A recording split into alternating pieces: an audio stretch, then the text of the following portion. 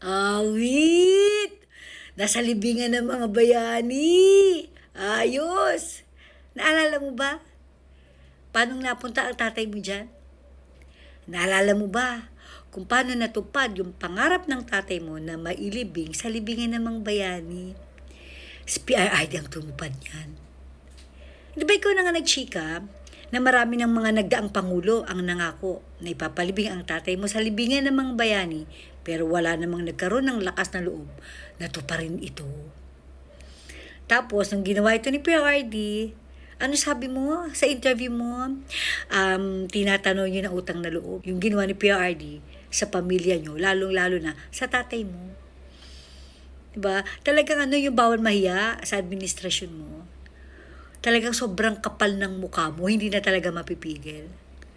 Hindi ka ba nakukonsensya na habang naglalakad ka, papasok sa libingan ng mga bayani, habang papalapit ka sa puntod ng tatay mo, hindi mo ba naisip?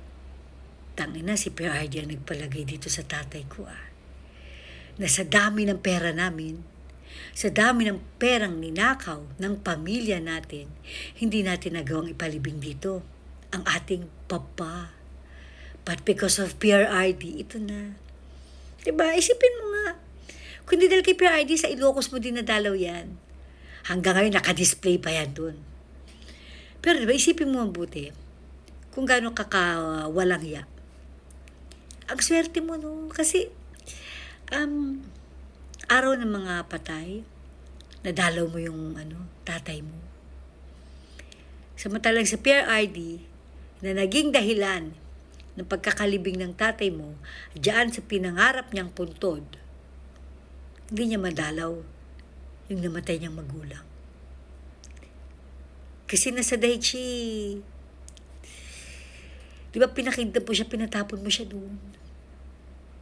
Remember, yung interview ng ICC, initiative ng Philippine government, ang pagsuko kay PRID sa kanila.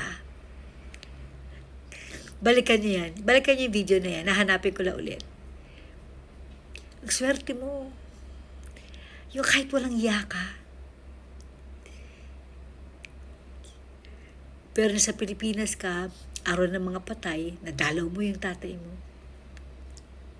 Samantalang si PRD, paano mo nagawang ipakidnap yung matanda na 80 anyos na? My God. Diba, tayo mga Pilipino, likas sa atin yung pagiging matanaw ng utang na loob.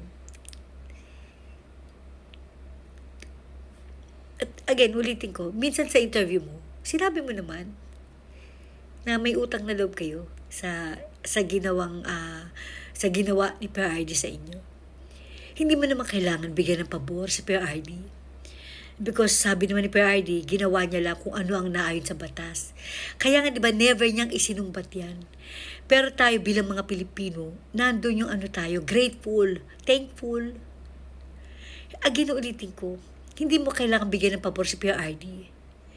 Pero at least man lang sana, sumunod ka rin sa batas. I think that's the least thing na magagawa mo sa dating presidente na tumupad sa pangarap ng tatay mo. Sana sinunod niyo yung batas. Nasa batas yan Hindi niyo pwedeng basta-basta ipadala sa ibang bansa ang isang Pilipino, regardless kung sino pa ito. Dadaan pa rin ito sa local court. Ibig sabihin sa Pilipinas. Kung sa Pasay niyo hinuli si PRD, dapat dumaan pa rin sa Pasay court. Pwede nga siyang mag-bail Pero anong ginawa niyo? Dahil kalaban niyo si PRD. Dahil hindi niyo tuloy-tuloy na masasakatuparan yung hangarin niyo na nakawan ng taong bayan. Kailangan niyo talagang iligpit, ipakidnap, ipadala si PRD sa dahig. Tapos sino man kasama mo ngayon? Yung mga naglapastangan sa pamilya niyo.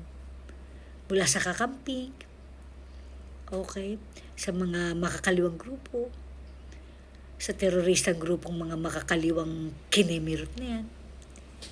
Kailan nga lang ba pinagmamalaki mo pa? Si Kiko Maching. na malaking tulong sa administration mo. Nakalimutan mo? Siya yung nagpapahukay sa tatay mo. Tapos siya yung kasama mo, pinagmamalaki mo. Pero yung nagpalibing sa tatay mo, pinatapon mo sa dahig. Grabe. Bawal talaga mahiya sa administrasyong ito. Sa bagay, basta Judic, makapal talagang feslak. My God, hayop ka. Tandaan mo nga, Gva, lahat ng kasamaan mo may katapusan. Babalik at babalik lahat ng masamang ginawa mo sa'yo at sa pamilya mo. In God's time.